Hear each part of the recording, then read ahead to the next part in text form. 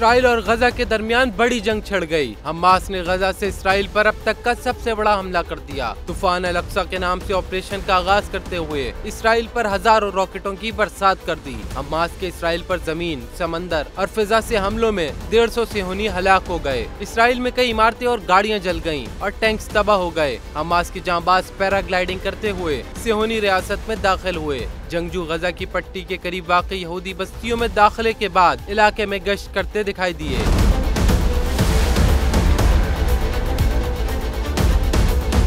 Israeli फौज ने गजा की पट्टी के करीब अपने फिजाई अड्डे खाली कर दिए। हमास ने इसराइल के दर्जनों एहलकारों और कई टैंकों को भी कब्जे में लेने का दावा किया है। ऑपरेशन के आगाज के बाद हमास के रहनुमा इस्माइल हानिया ने सजदा शुक्र अदा किया। इसराइल ने हमास के हमलों के जवाब में गजा पर हमले शुरू कर दिए और फौज की इजाफी नफरी भी तलब कर ली।